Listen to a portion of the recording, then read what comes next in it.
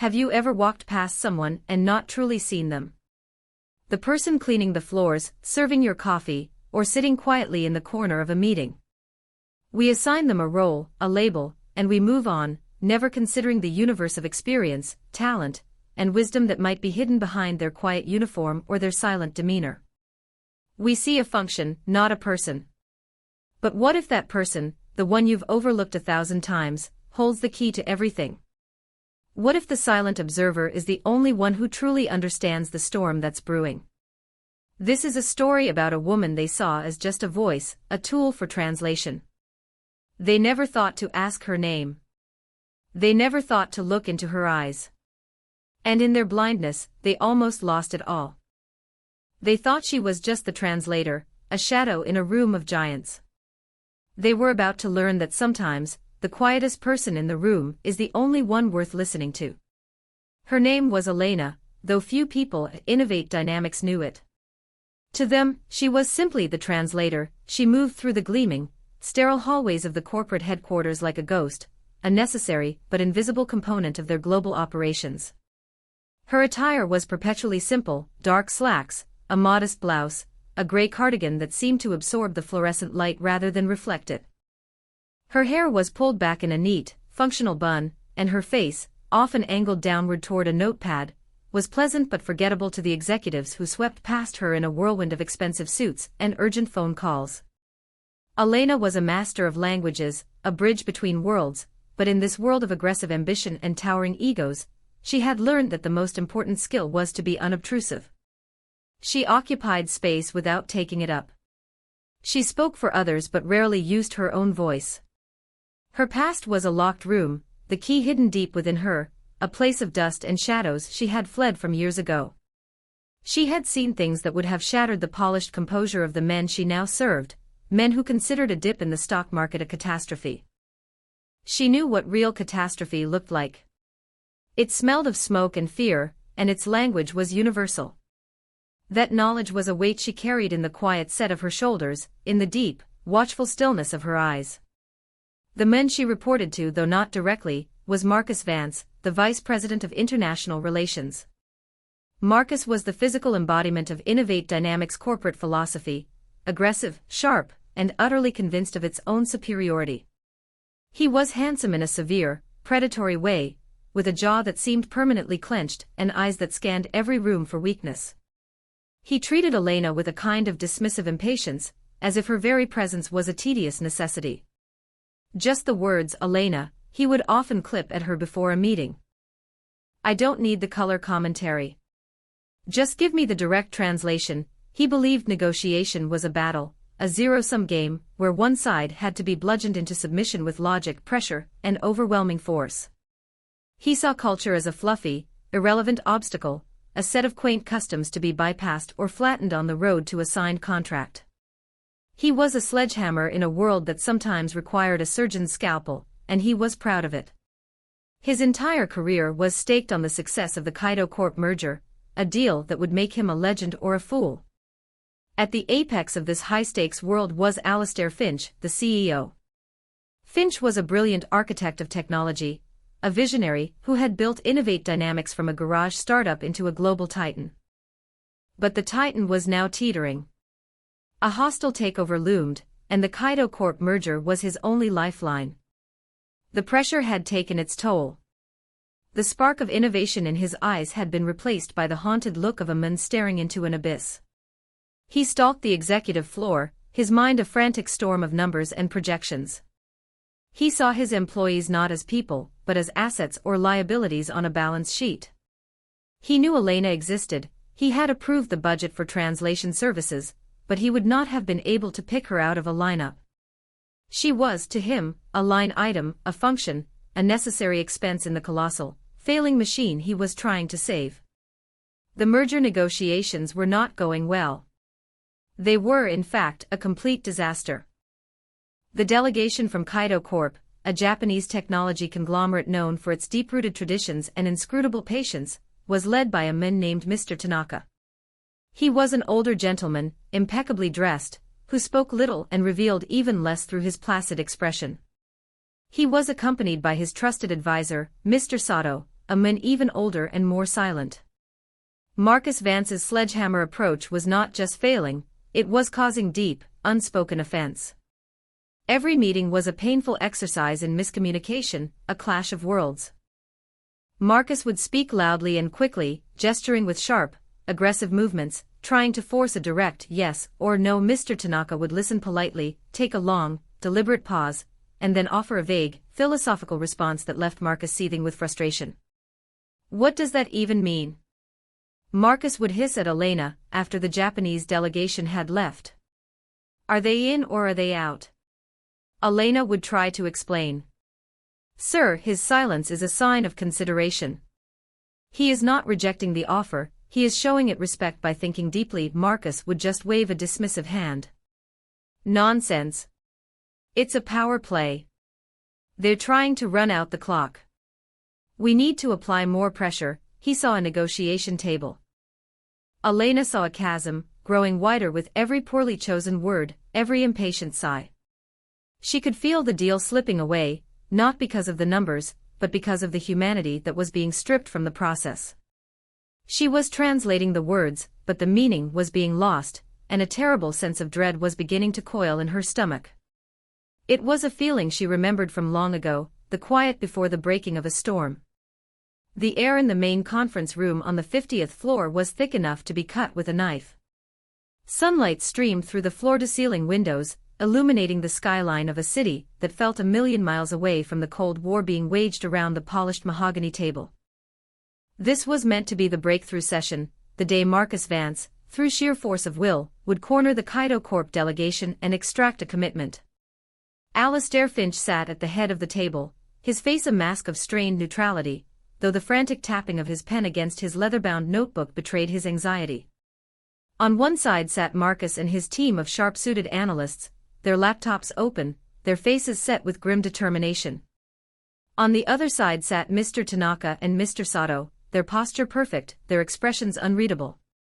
Between them all, slightly behind Marcus, sat Elena. She was a still point in a turning, turbulent world, her pen poised over her notepad, her senses on high alert. Let me be perfectly clear, Marcus began, his voice booming in the silent room, a deliberate violation of the quiet respect the Japanese team cultivated. Our offer is more than generous. It is, frankly, the best you will get. We have crunched the numbers, we have run the analytics. The synergies are undeniable. To delay this further would be illogical. Elena began to translate, her voice soft and even. But she did not use the word illogical. She knew that in their culture, questioning someone's logic so directly was a profound insult, implying they were foolish. She softened the word, translating the sentiment as, we believe the strategic benefits for both our companies are quite compelling. Marcus, not understanding the language but sensing the gentler tone, shot her a venomous look. Direct translation, Elena. Now he wanted his sledgehammer to land with its full, unmitigated force. Reluctantly, with a knot tightening in her chest, she corrected herself, using the more direct, abrasive term. A flicker of something, disappointment, perhaps, crossed Mr. Tanaka's face for a fraction of a second. Only Elena saw it. The meeting continued its downward spiral. Marcus presented a complex slide deck filled with aggressive growth projections and timelines that were completely at odds with Kaido Corp's philosophy of slow, steady, multi-generational growth. He spoke of disruption and market dominance, while Mr. Tanaka valued harmony and stability. It was like a man screaming about the virtues of fire to a forest that revered the patient strength of ancient trees. Elena did her job. She translated the words, the jargon, the empty corporate phrases. But with every sentence, she felt the chasm widening. She could see the true conversation happening beneath the surface, in the subtle shift of Mr. Sato's shoulders, in the way Mr. Tanaka's teacup was placed just so upon its saucer, in the prolonged silences that Marcus interpreted as weakness, but which Elena knew were fortifications being built, brick by silent brick. She tried, once, to intervene. Marcus was outlining a plan for immediate layoffs in one of Kaido's divisions to streamline operations. Elena paused before translating. Mr. Vance, she whispered, leaning forward slightly. Perhaps I could frame this differently. In their culture, a company is like a family.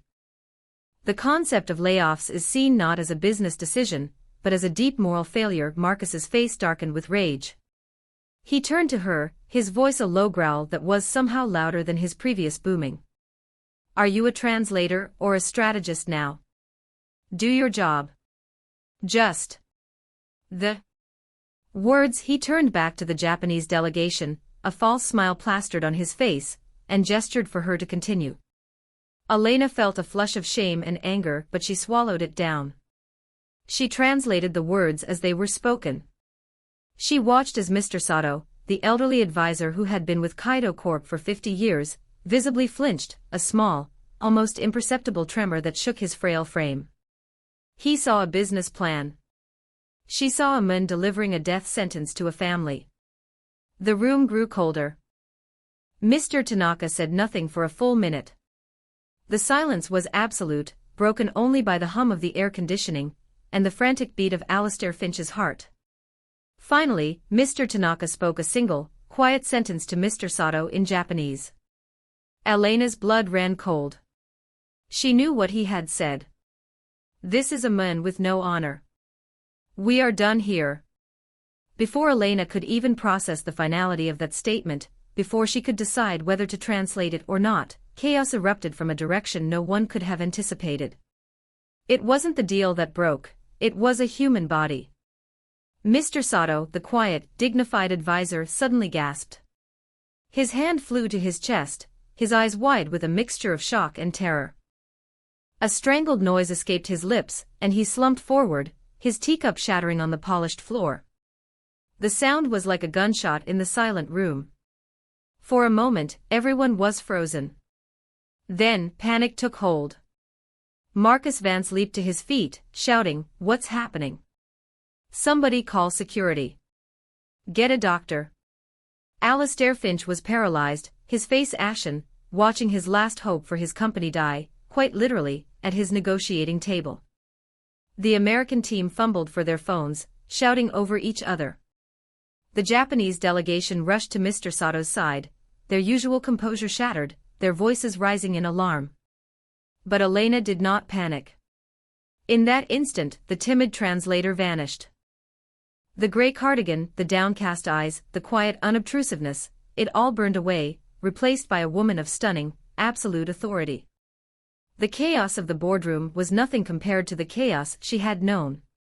The smell of fear was an old acquaintance. While the titans of industry flailed in confusion, she moved. She was at Mr. Sato's side in a heartbeat, her fingers already on his neck, searching for a pulse. "He's in cardiac arrest," she announced, her voice clear, sharp, and commanding. It cut through the noise like a surgeon's blade. "Someone call for an ambulance and get me the building's defibrillator, now. And clear the table." The executive stared at her, dumbfounded. This was not the translator. This was someone else entirely. Her voice held a power they had never heard, a certainty that was utterly at odds with the woman who had sat silently in the corner for weeks. "Now," she repeated, her gaze locking onto a young analyst who was frozen by the door. The young man jolted as if struck by lightning and sprinted out of the room. With surprising strength, Elena and one of Mr. Tanaka's aides gently lowered Mr. Sato to the floor. She ripped open his shirt, the sound of tearing fabric echoing in the now silent room. "I need space," she commanded, and the circle around her widened as if by magic. Alistair Finch and Marcus Vance could only watch, utterly useless, as this low-level employee they barely knew took complete control of the situation.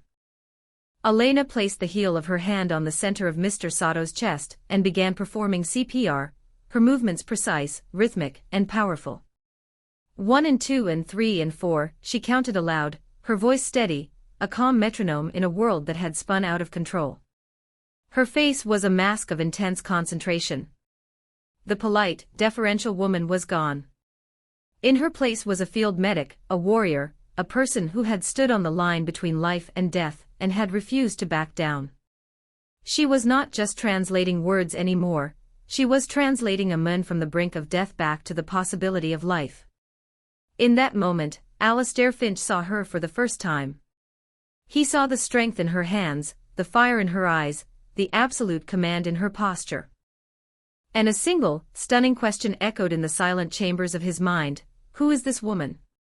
The fate of his company, which had seemed so monumental just minutes before, suddenly felt small and insignificant compared to the raw, life-or-death struggle unfolding on the floor of his $50 million conference room, a struggle being led by a woman whose name he didn't even know. The invisible woman had become the only person in the room who mattered. The next 10 minutes were a blur of controlled intensity. The young analyst returned, breathless, with the automated external defibrillator. Elena didn't miss a beat. She directed him on how to apply the pads to Mr. Sato's chest while she continued the compressions, her rhythm never faltering. Charging, the machine's automated voice announced. Clear. Elena commanded, pulling her hands away. Mr. Sato's body arched as the electric shock was delivered. For a terrifying second there was nothing. Then, a ragged gasp. A flutter of eyelids. A weak, thready pulse returned to his wrist. A collective sigh of relief swept through the room, a wave of emotion so palpable it was almost physical. Paramedics arrived moments later, a whirlwind of professional efficiency, but the crisis had already been averted. The most critical work had been done. As they loaded Mr. Sato onto a gurney, a senior paramedic looked at Elena, whose knuckles were white from the strain, and whose blouse was disheveled. "You saved his life," he said, his voice filled with professional respect. "Your compressions were perfect. You're a doctor." Elena shook her head, pulling her professional mask back into place, the adrenaline beginning to fade, leaving a tremor in her hands. "No," she said quietly. "I'm just the translator." The paramedic gave her a skeptical look but had no time to argue. They wheeled Mr. Sato out, leaving a profound and unnerving silence in their wake. The shattered teacup lay on the floor like a casualty of war. The deal, the merger, the entire corporate edifice seemed absurd and fragile in the face of what had just happened. Mr. Tanaka, who had stood silently watching the entire ordeal, his face an unreadable mask of stoicism, now walked over to Elena. He did not speak. He simply bowed. It was not a polite, perfunctory bow of business. It was a deep, slow, reverent bow, a gesture of profound respect and gratitude that transcended language and culture. He held the bow for a long moment, his forehead nearly parallel to the floor. Then he straightened, looked her directly in the eye, and spoke 2 words in soft, clear English. "Thank you." With that, he turned and left the room, followed by the rest of his delegation, leaving the Americans standing amidst the wreckage of their meeting. The silence that followed was different. It was heavy with questions and recriminations. Marcus Vance was the first to break it, his voice a mixture of residual shock and raw fury. "What the hell was that?" he spat, gesturing wildly at Elena. "Where did you learn to do that? You had no right to interfere. The liability, we could be sued." But Alastair Finch wasn't listening. He was staring at Elena, his mind racing, replaying the last 15 minutes. He saw her command, her competence, her utter lack of hesitation. He contrasted it with Marcus's panicked shouting and his own frozen helplessness. He had a company full of highly paid, aggressive problem solvers who had completely fallen apart, while the one person who had acted with courage and clarity was the one he paid the least, the one he had never bothered to notice. "Marcus, shut up," Finch said, his voice dangerously quiet. Marcus's jaw snapped shut. Finch walked slowly toward Elena, who was now standing by the window, her arms wrapped around herself, looking out at the city below. She looked small again, the gray cardigan back in place, the warrior receding, leaving the quiet translator behind. "My office," Finch said. It wasn't a request. Now, as Elena walked out of the room, she could feel Marcus's eyes boring into her back, filled with a hatred that was as cold and sharp as the broken porcelain on the floor. She had not only saved a man's life, she had exposed him, and in his world, that was an unforgivable sin. Alastair Finch's office was a temple of corporate power. It was vast and minimalist, with a single, massive desk of polished chrome and dark wood overlooking the city from a corner window. Awards and accolades gleamed from glass shelves.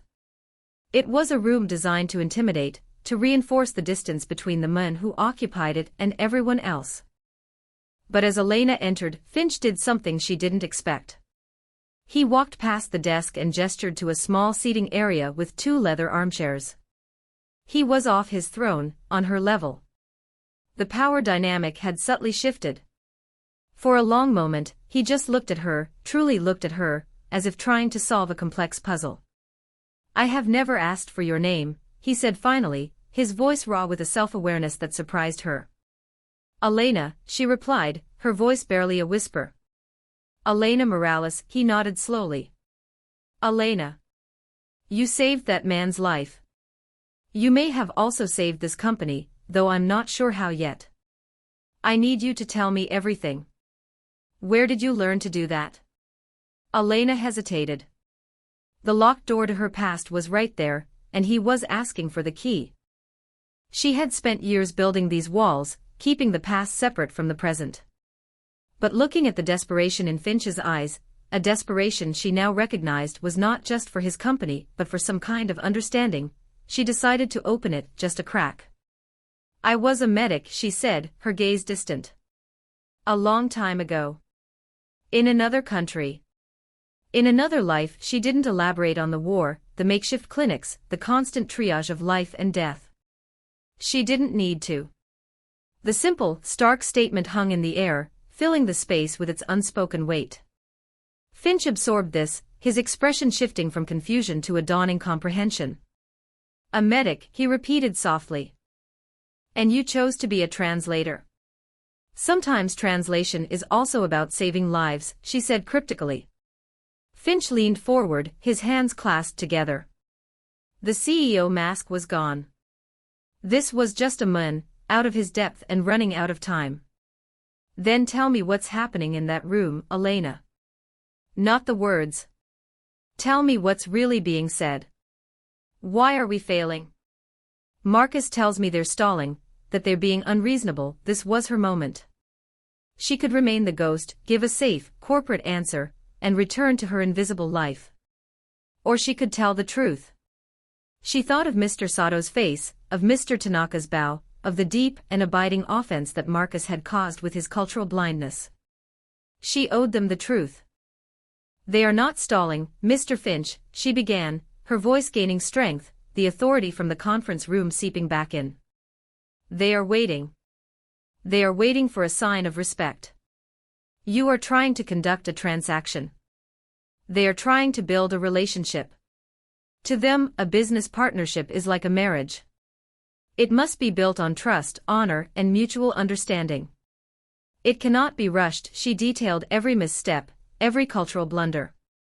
She explained how Marcus's directness was seen as aggression, his speed as disrespect, his focus on numbers as a sign of a shallow, short-term mindset. "When Mr. Tanaka is silent," she explained, "he is not being difficult. He is honoring your proposal by giving it the deep thought it deserves. When you interrupt that silence, you are telling him his thoughts are not important. When you talk about firing his employees, you are telling him you see his people not as a family to be nurtured, but as disposable assets. You are not speaking the same language, and I don't mean English and Japanese." As she spoke, Alistair Finch's face went through a series of transformations, from confusion, to denial, to a slow, dawning, horrified recognition. He wasn't losing a deal. He was committing a profound act of cultural vandalism, and he hadn't even realized it. He had been listening to the wrong person all along. He had been listening to the man with the loud voice and the expensive suit, while the real wisdom was sitting silently in the corner, in a simple gray cardigan. Just then, the door to the office burst open and Marcus Vance stormed in, his face a thunderous mask of indignation. "Alistair, I need to talk to you." "What is she doing in here?" "She's a catastrophic liability. We need to get our legal team on this immediately, draft a statement." He stopped short when he saw the expression on Finch's face. It was not the look of an ally. It was the look of a judge. "Marcus," Finch said, his voice ice-cold. "I've just been enlightened. It seems the problem isn't with the Kaido delegation. It's with ours." Marcus's jaw dropped. He looked from Finch to Elena and back again, a sneer twisting his lips. You're listening to her. The help. Alistair, she's a translator. She reads from a script. I am your VP. I am the one who understands global strategy, do you? Finch countered, standing up. Because from what I'm hearing, you don't even understand the basics of human decency. You've been arrogant, willfully ignorant, and you almost cost a man his life and this company its future in the same afternoon. The accusation hung in the air, vibrating with tension. Marcus was speechless, his arrogance finally cracking to reveal a sputtering, desperate fury. This was not how it was supposed to go. She was supposed to be invisible. He was supposed to be the hero. Before he could formulate a response, Finch's private line buzzed. His assistant's voice came through the intercom, sounding flustered. Sir, Mr. Tanaka's assistant is on the line. He says Mr. Tanaka wishes to convey that Mr. Sato is stable and will recover. A wave of relief washed over Finch. Thank God, he breathed. But the assistant continued, he also had a message. Mr. Tanaka has agreed to one final meeting tomorrow. But he has a condition. Finch leaned over his desk. What is it? He says he will only attend, the assistant's voice relayed, if Ms. Elena Morales is present, not as a translator, but as an official cultural advisor to the Innovate Dynamics team. The silence that followed was absolute. Marcus Vance looked as if he had been physically struck. His face went from red to a sickly pale. It was a complete and utter repudiation of his authority, a direct endorsement of the woman he had dismissed and belittled from day one. He had been rendered irrelevant. Alistair Finch looked at Elena, who seemed as shocked as anyone. In her quiet competence, in her profound understanding of the human element he had so long ignored, he saw his only path forward. The choice was brutally, undeniably clear. He could stick with his arrogant, failing vice president, the embodiment of the company's flawed approach, or he could take a wild, unconventional chance on the quiet woman who had shown more leadership and wisdom in 10 minutes than Marcus had in 10 weeks. Marcus, Finch said, turning to his VP, his voice devoid of all emotion. You will attend the meeting tomorrow. You will be there to observe. But you will not speak. You will not interrupt. You will not offer any opinions. Ms. Morales will be leading our side of the conversation. Am I clear? Marcus's mouth opened and closed like a fish, but no sound came out. The humiliation was total. He shot Elena a look of pure, unadulterated venom. It was a promise of retribution. Finch saw the look. And Marcus, he added, his voice dropping to a near whisper. If you do anything to undermine her, you will be cleaning out your desk before the ink is dry on your severance package. He then turned to Elena, his expression softening. Ms. Morales. Elena. I am asking you to do more than translate. I am asking you to save us. Can you do it? Elena looked at the powerful CEO, now humbled. She looked at the seething, defeated VP. She thought of Mr. Tanaka's bow. This was no longer just about a business deal. It was about honor. It was about bridging a chasm that was far wider than any ocean. Yes, she said, her voice quiet but firm. I believe I can. In that moment, the power in the room had irrevocably shifted. It no longer resided in the corner office or the expensive suit. It resided in the heart and mind of the woman they had never bothered to see. That night, Elena did not prepare by studying financial reports or market projections. The numbers were irrelevant, they were the symptom, not the disease. Instead, she went home to her small, sparse apartment, a place that held no trace of the corporate world. It was a sanctuary of memory. She made herself a simple cup of herbal tea and sat in the quiet, letting the ghosts of her past emerge from the locked room. She didn't fight them tonight. She invited them in. She remembered the field hospital, a bombed-out schoolhouse where the smell of antiseptic could never quite mask the smell of blood. She remembered the faces of the wounded, soldiers and civilians alike, their eyes filled with pain and fear. Resources were scarce. There were no advanced diagnostics, no gleaming machines. All she had were her hands, her knowledge, and her intuition.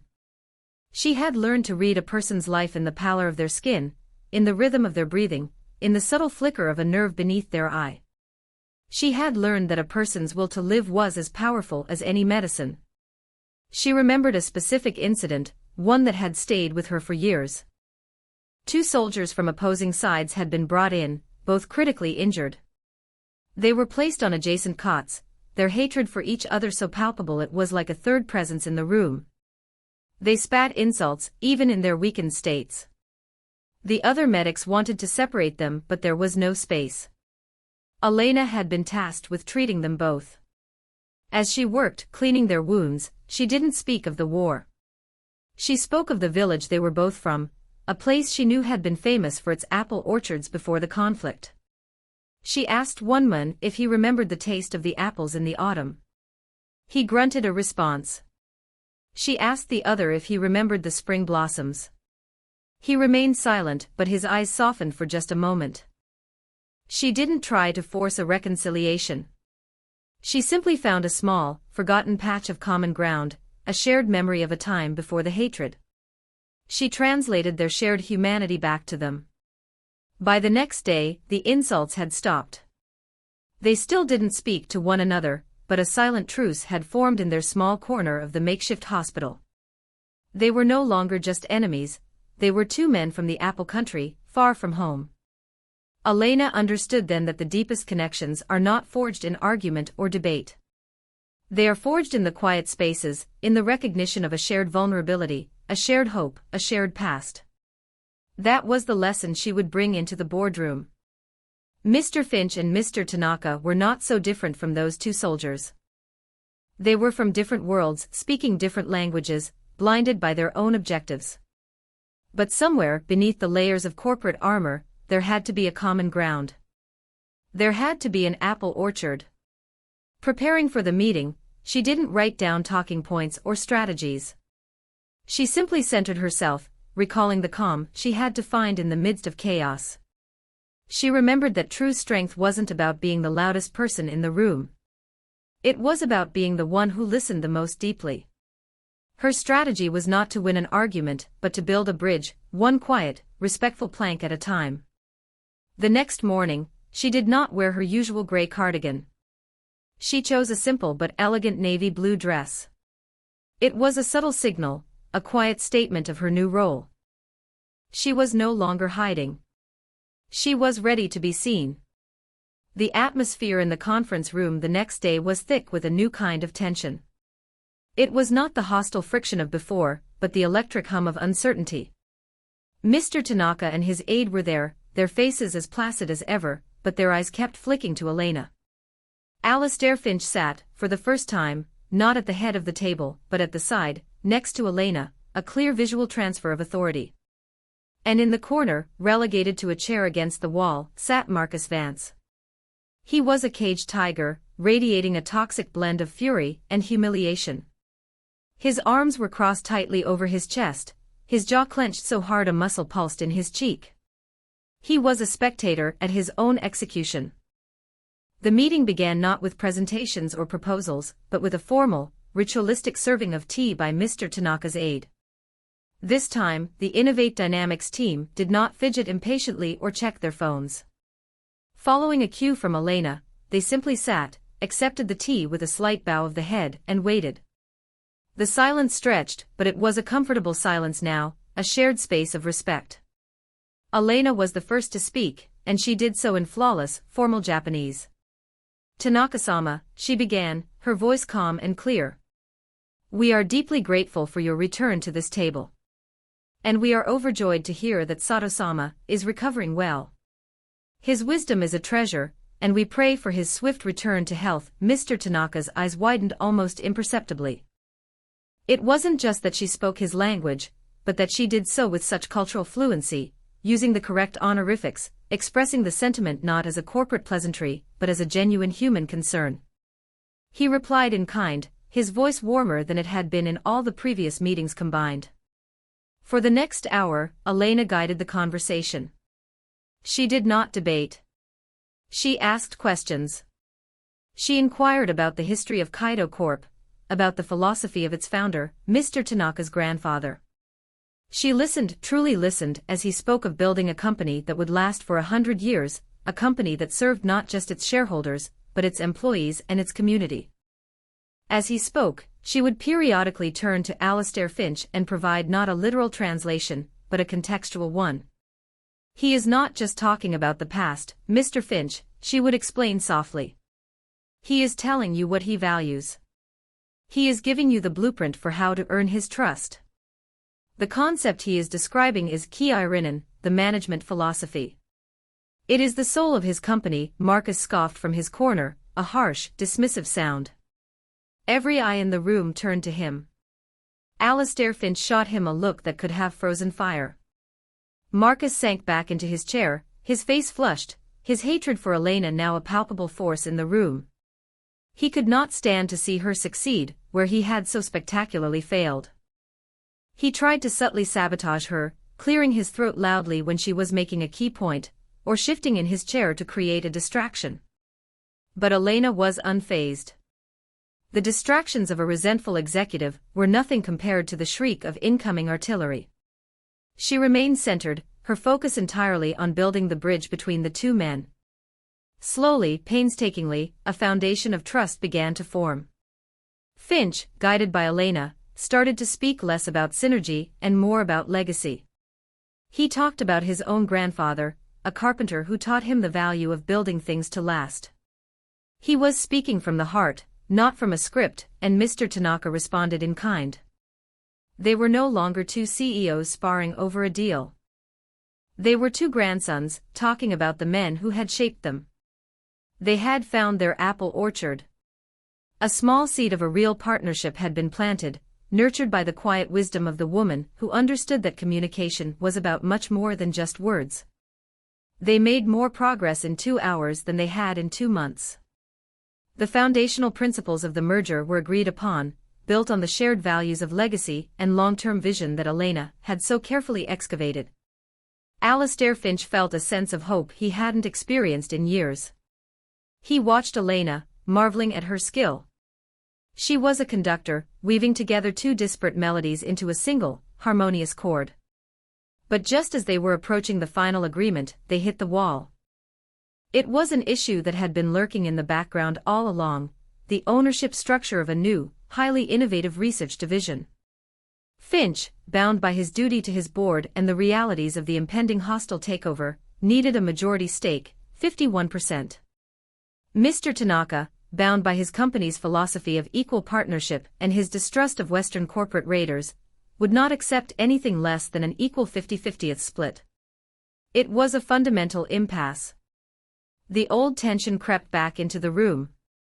The goodwill that had been so carefully built began to evaporate under the heat of this final, intractable conflict. Both men were dug into their positions, their expressions hardening. Finch's face was tight with stress. This was the point that could sink everything. All their progress, all the newfound respect, could shatter against this one, immovable rock. A 50-50 partnership leaves us vulnerable to the takeover, Finch stated, his voice flat. It's a non-starter for my board. 51% is the absolute minimum, Elena translated this, her tone careful and neutral. Mr. Tanaka's response was equally firm. A 51% controlling stake is not a partnership. It is a conquest. Kaido Corp will never be a subordinate. 50-50ths is our final offer. The two positions were mutually exclusive. The deal was dying, right here, inches from the finish line. Marcus Vance saw his opening. He had been waiting for this, praying for Elena's soft approach to fail. He saw her diplomacy as weakness, and now, he believed, was the time for a show of strength. This was his chance to reclaim his power, to prove that he had been right all along.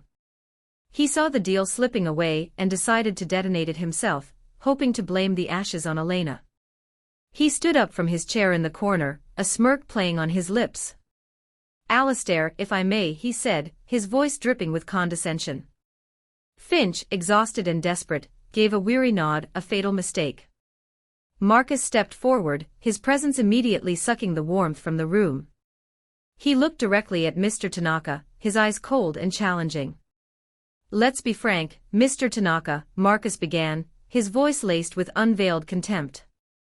"This philosophy of yours, this 100-year plan, it's a beautiful sentiment. It truly is. But in the modern world, it's a fantasy. It's antiquated. Business is not about honor and legacy, it's about speed, agility, and shareholder value. We are offering you a lifeboat to join the 21st century. To reject it over a single percentage point is not just bad business, it's corporate suicide." He paused for dramatic effect, letting his insult hang in the air like poison gas. He turned to Elena. "Translate that," he commanded, his eyes gleaming with triumph. "Word 4. Word." The room went utterly still. The air crackled with the force of the insult. Alistair Finch's face went white with horror. He had just watched Marcus light a match and toss it onto a powder keg. Mr. Tanaka's face, for the first time, lost its placid calm. It became a mask of cold, impenetrable stone. He had been patient. He had been respectful. But he had just been called a relic. His honor, and the honor of his grandfather, had been publicly attacked. Slowly, deliberately, he placed his hands on the table and stood up. He gave a short, stiff bow that was an insult in its formality. The deal was not just dead. It had been murdered. But Elena did not translate Marcus's words. In that split second, as Mr. Tanaka stood to leave and Alistair Finch's world crumbled around him, she made a choice. She would not be a conduit for poison. She would not translate the words. She would translate the meaning, the hope, the last-ditch chance for connection that still flickered like a dying ember. She stood up, her small frame seeming to radiate an intense energy. She did not look at Marcus or Finch. She looked only at Mr. Tanaka. She gave him the deep, respectful bow he was owed, a counterpoint to his own stiff, insulted gesture. Then she began to speak, her voice low but carrying an astonishing emotional weight. She spoke in his language, not as a translator, not as a corporate advisor, but as Elena Morales, a woman who had seen the very worst of humanity and still believed in the very best. "Tanaka-sama," she began, her voice trembling slightly with the force of her conviction. "Please, forgive the words of a man who does not understand. He speaks the language of fear. I wish to speak the language of hope." She took a step forward, breaking the corporate protocol, creating a direct, human-to-human connection. "Let me tell you a story. A long time ago, in a place broken by war, I cared for two men. They were enemies. They wanted to kill each other, even as they lay dying. They could not agree on anything, not on borders, not on politics, not on history. They had only one thing in common: they were both fathers. Their children were living in a refugee camp miles away." Her voice grew stronger, more passionate. "I did not talk to them about ceasefires or treaties. I asked them, what kind of world do you want to leave for your children? At first, they did not answer. But the question remained. Is the legacy you leave behind more hatred? More division? Or is it a garden where they can be safe?" Over days, they began to talk, not to each other but to me. About their sons. About their daughters. They discovered their shared legacy was not their flag, but their children's future. She paused, letting the story settle in the silent room. She looked from Mr. Tanaka to Mr. Finch, then back again. "This is not about 51% or 50%. That is the language of fear, of borders, of enemies. This deal, this partnership, it is not a contract. It is a garden. This new research division is where you will plant the seeds for the future, for your employees, for your children. What will you leave behind? A monument to a fight over a single percentage point? Or the beginning of a forest that will stand for 100 years? Her words were simple, her plea raw and heartfelt. She had stripped away the corporate artifice and spoken directly to the heart. There were tears glistening in her eyes, tears not of sadness, but of a profound, desperate sincerity. The room was silent, save for her quiet breathing. Mr. Tanaka stood motionless, his back still to the table. For a long, agonizing moment, it seemed her plea had failed. Then, slowly, he turned around. The stone mask had cracked. His eyes, too, were glistening with unshed emotion. He looked past the horrified Finch, past the venomous, defeated Marcus. He looked directly at Elena. He held her gaze for a long time, a silent conversation passing between them. Then he sat back down. He spoke, his voice thick with emotion but clear and resolute. "We will accept the 51%, he said, his eyes still locked on Elena. "On one condition." Alistair Finch held his breath. "The joint venture will require a permanent liaison, a president to oversee the integration of our two cultures and philosophies." He paused. "That president must be Elena Morales." The room erupted in stunned silence. Alistair Finch stared at Elena, not with shock but with a look of absolute profound awe. He turned to Marcus, whose face had collapsed into a mask of disbelief and utter ruin. "Marcus," Finch said, his voice ringing with finality. "You're fired. Get out of my building." Marcus stumbled backward, bumping into his chair, and then, without another word, he turned and fled the room, a man not just fired but erased. In the months that followed, Innovate Dynamics was reborn. The merger with Kaido Corp was not just a success, it was a transformation. The infusion of Kaido's long-term philosophy tempered Innovate's aggressive, short-term culture, creating a powerful, balanced hybrid that thrived. Alistair Finch was a changed man. The haunted, stressed CEO was gone, replaced by a leader who now walked the halls, who knew the names of the janitors, who held town hall meetings where he actively listened to the quietest voices. He had learned from Elena that a company's greatest assets weren't on its balance sheet, but in the hearts and minds of the people who were so often overlooked. Elena Morales, president of Intercultural Strategy, was no longer invisible. She now occupied the office next to Finch's, but her door was always open. She was a respected, beloved leader, known for her wisdom, her compassion, and her uncanny ability to find the human connection in any business problem. Yet, she never lost the humility that had been forged in the crucible of her past. She still wore simple, elegant clothes, and she often took her lunch in the main staff cafeteria, sitting with the interns and the administrative assistants, listening to their stories, ensuring that no one else in her company would ever feel as unseen as she once had. One afternoon, Finch found her there, talking with a young, nervous new translator. Elena was not teaching her vocabulary or grammar. She was teaching her how to listen, how to watch, how to understand that the space between words is often where the truth resides. "The most important thing you will ever translate," Elena was saying softly, "is not a sentence. It's a person's intention. It's their hope. It's their fear. You are not a machine. You are a bridge. Never forget the weight of that responsibility, or the beauty of it. So look around you. Look at the people you interact with every day, the ones who exist in the background of your life. The person who serves your coffee might have been a concert pianist. The man who cleans your office might write poetry that could make you weep. The quiet woman in the meeting, the one you think is just there to take notes or translate words, might just have the strength, the wisdom, and the courage to save you all. Don't just see the role. See the soul. Ask their name. Listen to their story. You never know when you might be standing in the presence of a hidden hero. Remind someone today that you truly see them, that you value them not just for what they do, but for who they are. Because the moment we stop overlooking each other is the moment we start building a better, stronger, more compassionate world together. Share this story if you believe that everyone has a hidden talent, a quiet strength, just waiting for a chance to be seen.